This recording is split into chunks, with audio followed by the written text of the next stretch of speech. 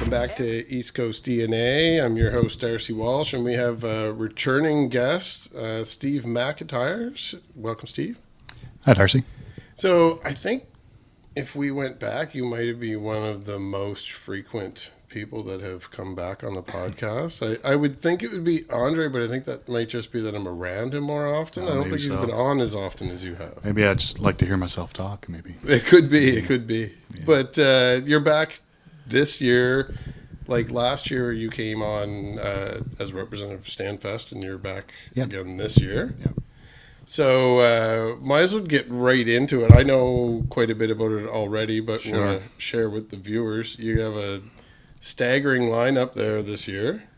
Yeah, it's Stanfest has grown to a week-long event now. Mm-hmm. When it began, it was a weekend. Post-pandemic, we added a Thursday night show to kind of get people back in the spirit of things. And now we've got Monday, Tuesday, Wednesday concert series called the Stanfest Roadshow. It takes place right across Guysborough County. So that's a 9-show engagement, and we're pretty excited about it. Lots to talk about.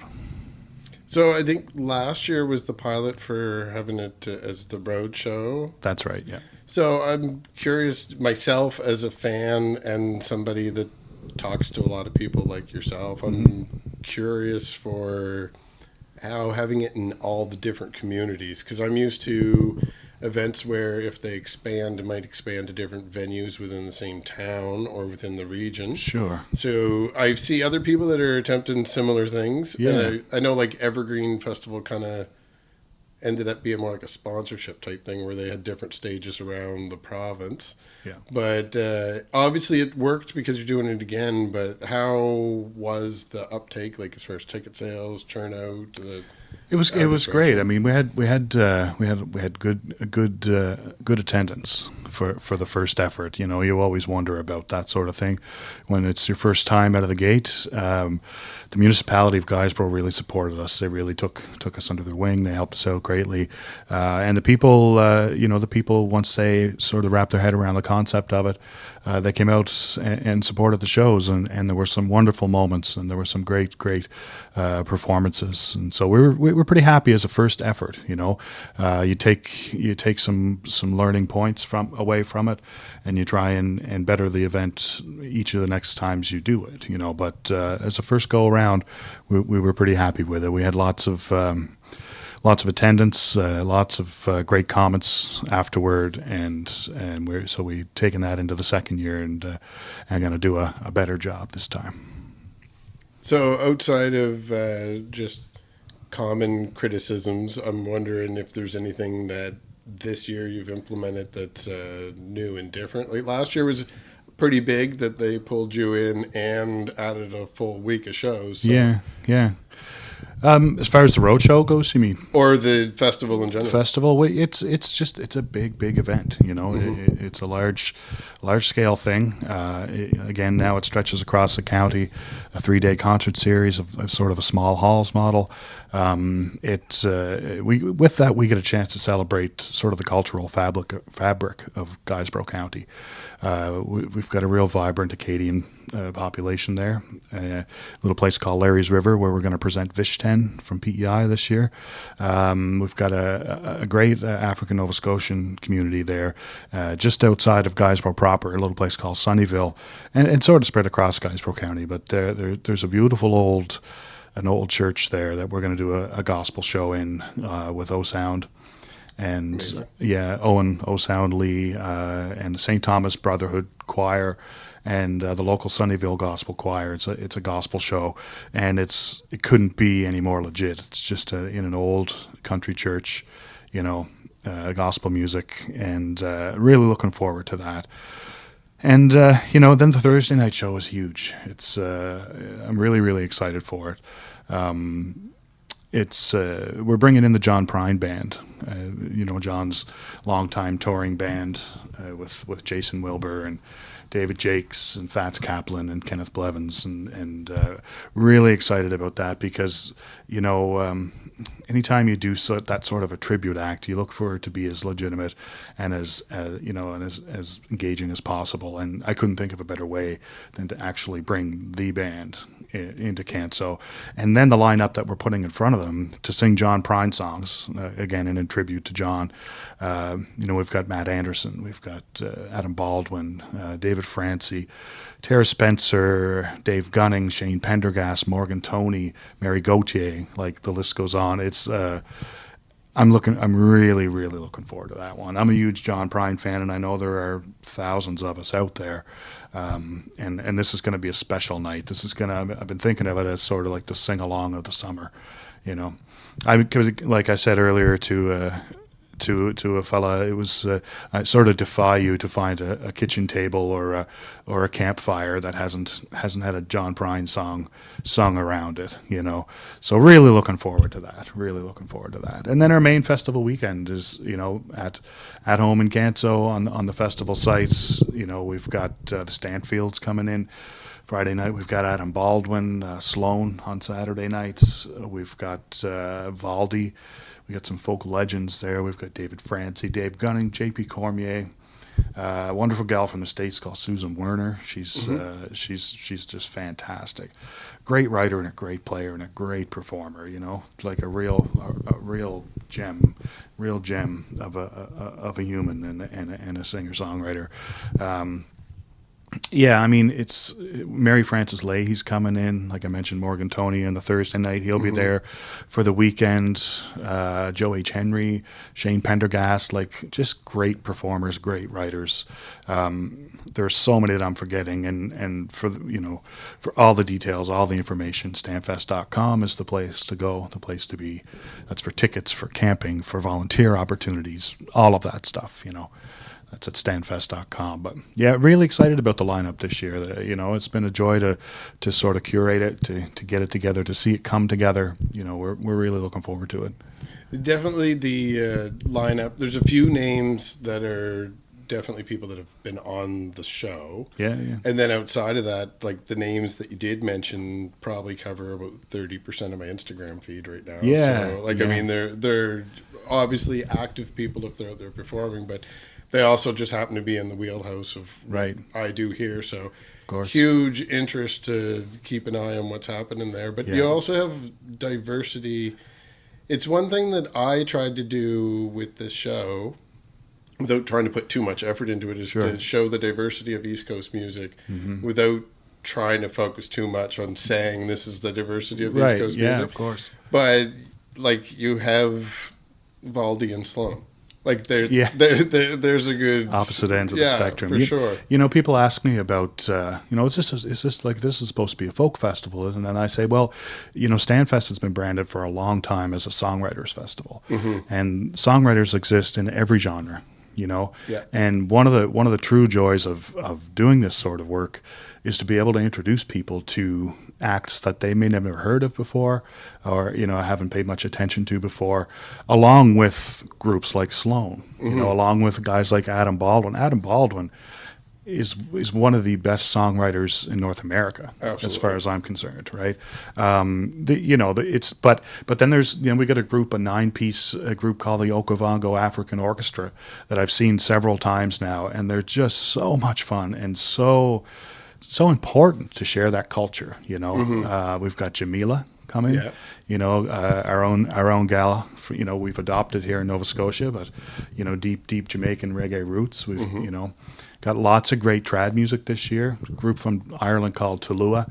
I mentioned Mary Frances Leahy. We've got Richard Wood, Rose Morrison, Morgan Toney. Like, there's going to be enough fiddles there for you to get your fix. You know, all sorts of things. You know, you really got to sort of put the feelers out and see what's going on out there, and bring it back to Canso and let us all enjoy it. You know.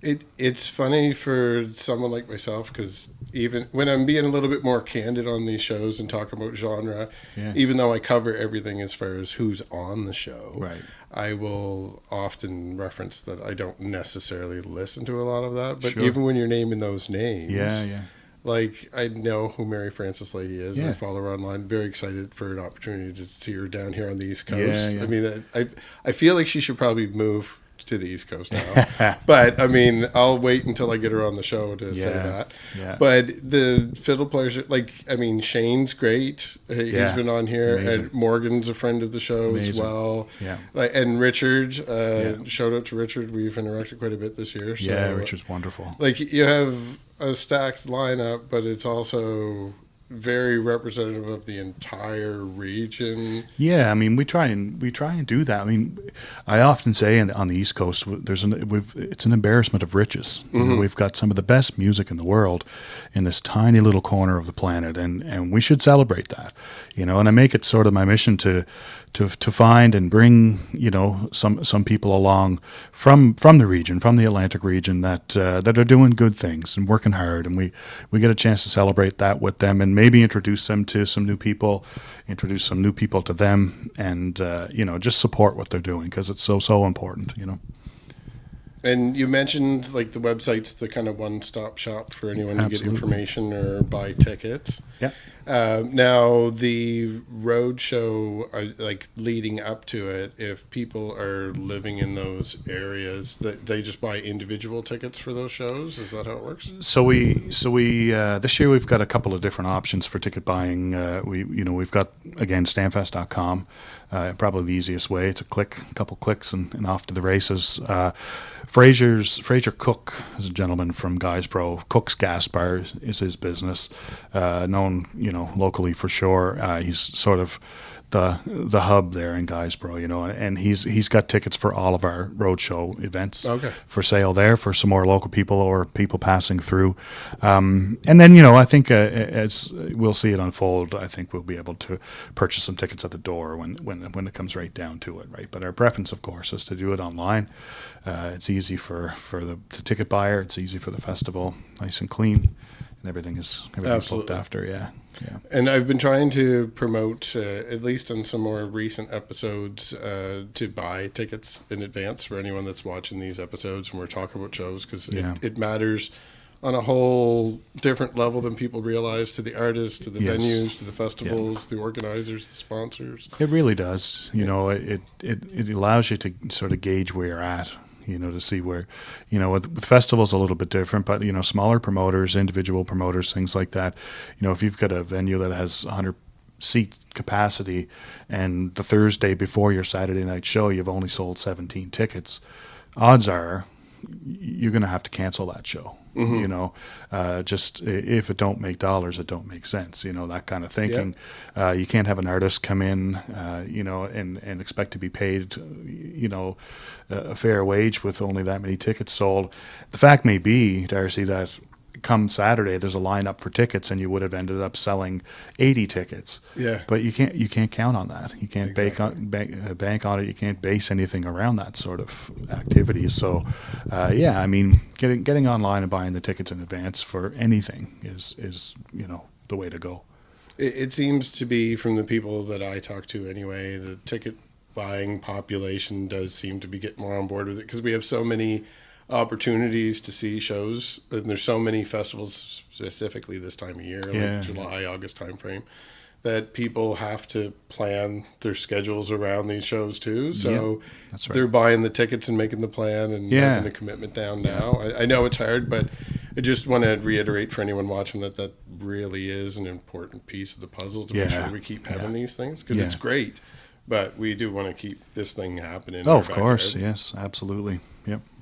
Now, is there anyone that specifically, you name dropped quite a few people, and I know that there's friends of the show and friends of yourself and people that you've played with. Yeah. There's a few different names that I don't really know there, and you mentioned we have at least one American joining us. Yeah. So is there any other names that are somebody that we should check out in the meantime, get hyped up for the festival? Well, I'd like to think that you should check out everybody in the lineup. You know, it's they've all got wonderful stuff. You talk about American acts. There's a group called Ordinary Elephant, who are a great, I believe they're a husband and wife duo. Cool. You know, and they're just great folk singers and songwriters.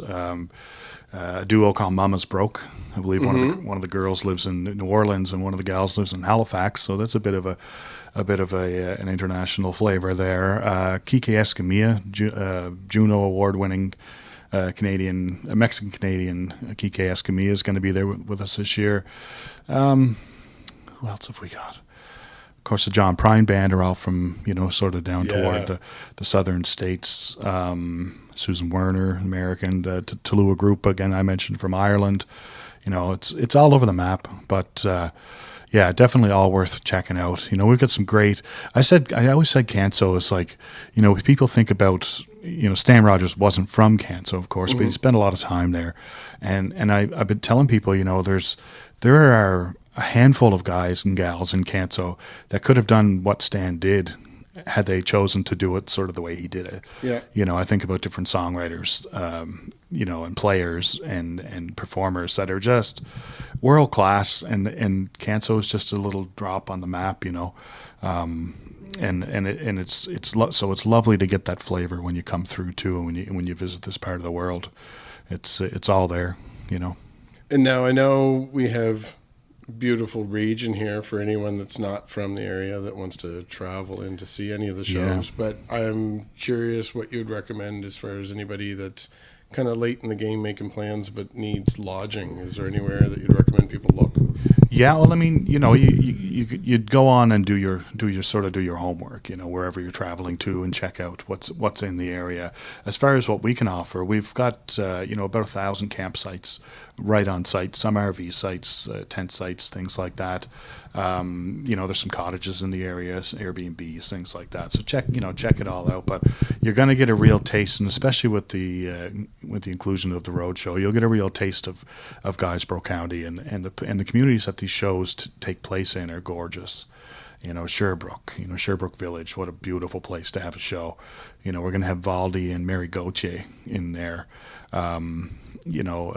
Larry's River, again, an Acadian community, just gorgeous drive down through there. Charles Cove, Catherine McClellan will be joining us there at a little place called Seawind Landing. You couldn't paint anything more beautiful than Seawind Landing. Like, it's just, staggering, this county and this area of the province.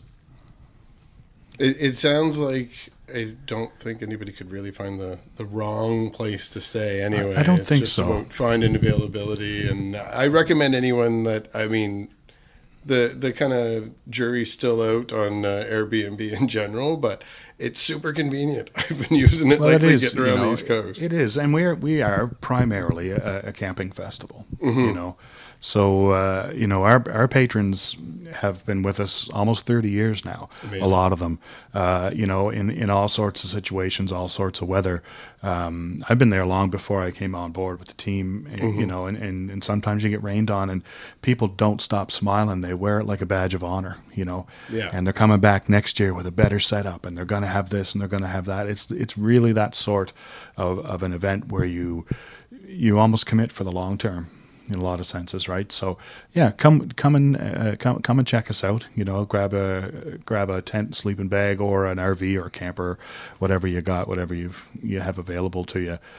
It's going to be one of the best weekends of your life. I will promise you that. And I know, like, right now we're both starting to swelter here in the apartment. And it's only early evening, so I know I've also read that this summer we're supposed to be kind of looking for shelter. So I think warm and dry. Outdoors is the way to go as much as possible. And you've got a whole stack of venues there too. We do, and it's funny that you mentioned that, the sort of the outdoor-indoor thing. A couple of years back, we had occasion to chat with some of our colleagues right across the country, and every one of them had a sad tale to tell about climate change. About, and we don't have to tie that to anything political or any sort of thing. It's just a fact that our weather plays such a crucial role in events and our lives in general. We heard stories about forest fires and hailstorms and smoke from those fires and rain and hurricanes and, things that totally affect, if not completely write off your event. And so we got to thinking, are we going to continue to just face this head on and take it on the chin every time, or are we going to sort of adapt and grow, right? And so that's what you find with this roadshow. All of these are indoor venues. This year, for the first time, we also have an off-site venue that we're including right in the town of Canso, about 10 minutes from the festival site. The Canso Fire Hall is going to play host to one of our daytime stages. Because one of the beautiful things about Stanfest is the daytime programming, right? The Saturday, Sunday afternoon, the smaller stages, the tents, things like that. Mm-hmm. We're going to remove one of those tents from site and just and turn it into the fire hall. Or turn the fire hall into it. So it'll be a full slate of, from I believe 10 a.m. till like 5 p.m. Daytime performances. So that's a little bit of a change. I mentioned a 10-minute walk. If you need a bit of extra help getting there, we've got a shuttle service that'll just run in a loop for people who might need a little extra time to get back and forth. And we think it's going to be lovely. I mean, the village of Canso itself is gorgeous. It's a little fishing town, right? And so many people come from away that don't really get to experience that, that the wind off the water and the smell of the salt air and things like that. All of those things play in to the charm of what this festival is. And so your little walk over to the fire hall is going to give you a chance to experience all of that. It sounds like, and I mentioned earlier, like some of the smaller criticisms, but it sounds like you and the team that you work with has really already addressed like every little incidental thing that you're aware of anyway. Well, we care about the people that come because, like I said, a lot of them have been coming year after year after year. And I know as a fan of this event, it's in your mind's eye what this is. And so you get excited for it and you expect certain things. And if something changes too big or too abruptly, it might be a little off-putting. So we've really thought about how this is going to affect our event and our people and our and the fans and the ticket buyers and all of that. And so sort of incrementally we're starting to shift things a little bit. But not too quickly, not too abruptly, and not nothing that you can't handle. Just introducing these concepts to people, and again fully realizing that they've been with us in the trenches at this event for almost 30 years now, and we love them the same as they love us, and so we do our best by them. Now, I have one final question for you. Sure. And this is kind of an off-the-cuff one that you may not have an answer for right away.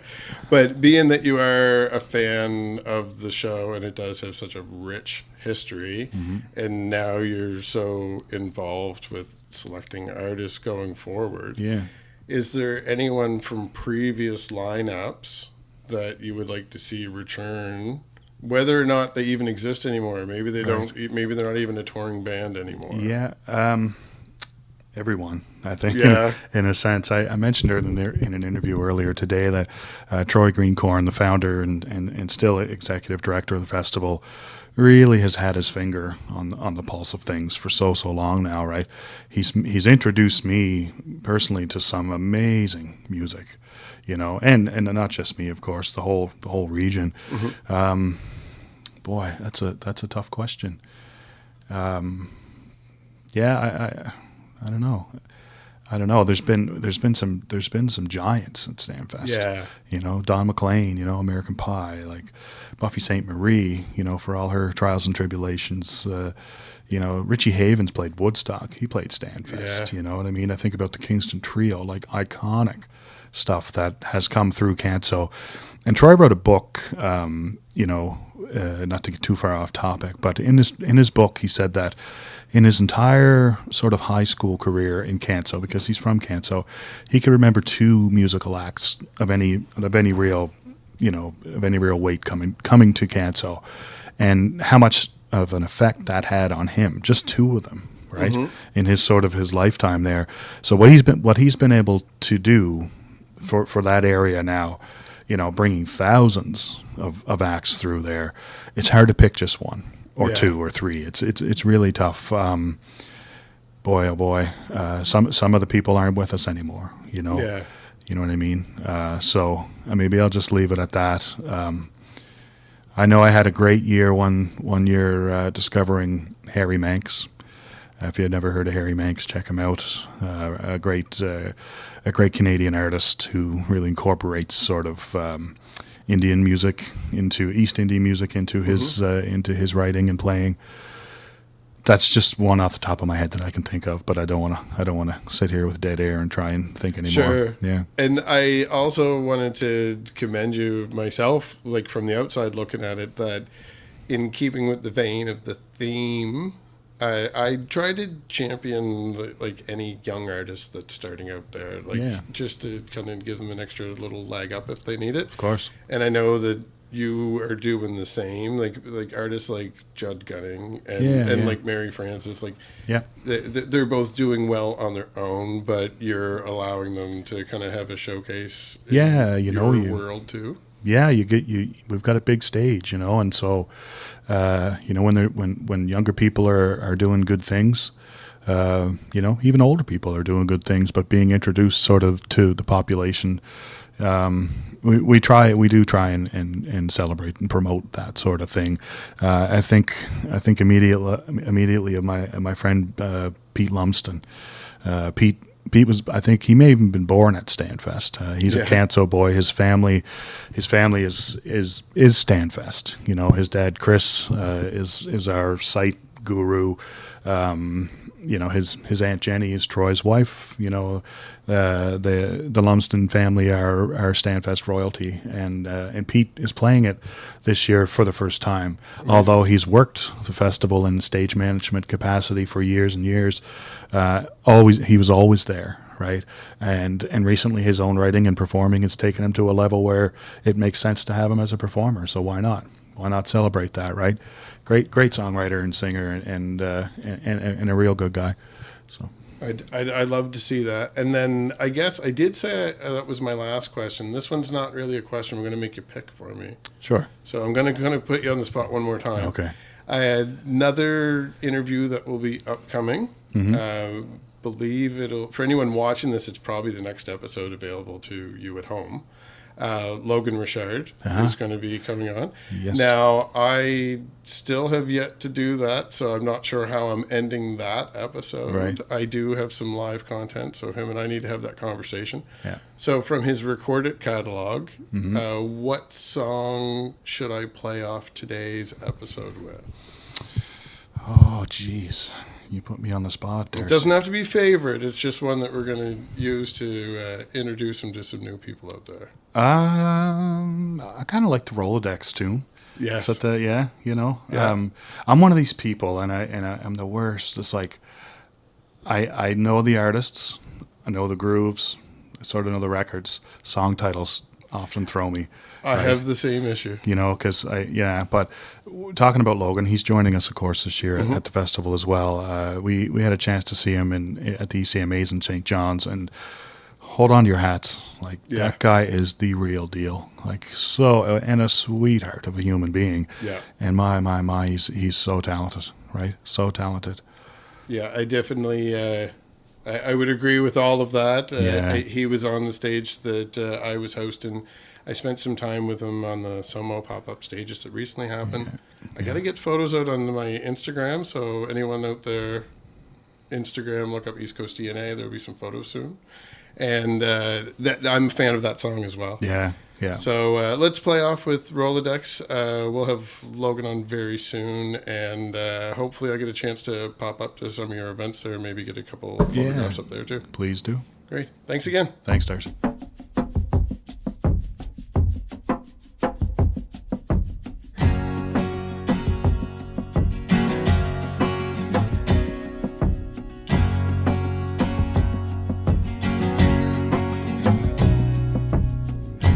Little bird with a broken wing, watching all the other birds fly. There's a gentle rain and an eastern wind. Maybe all you have to do is try to break tradition, set out on a mission. Really feel that finger slipping, but you know, if you fall down, if you're going crazy, you've got my number in your Rolodex, baby. You can reach out if you ever need a friend. Yesterday's already history. Tomorrow is a new mystery. You can reach out if you ever need a friend. If you ever need a friend. If you ever need a friend.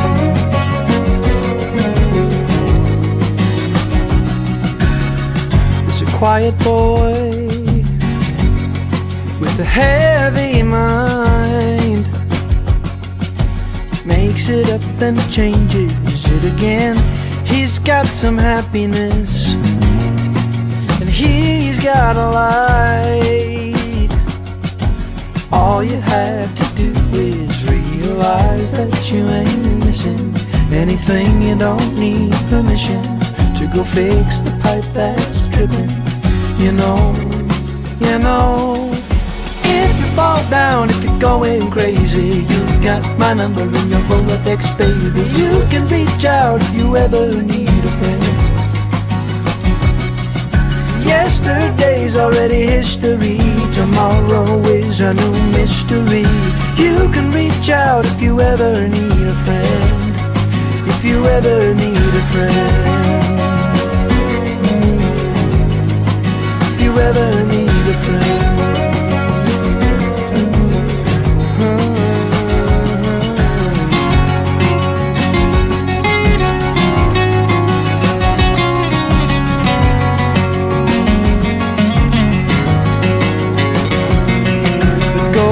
What you're gripping, just like the stone that you're skipping. Give your toes a nice cold dipping, and you know, you know, you know. If you fall down, if you're going crazy, you've got my number in your Rolodex, baby. You can reach out if you ever need a friend. Yesterday's already history.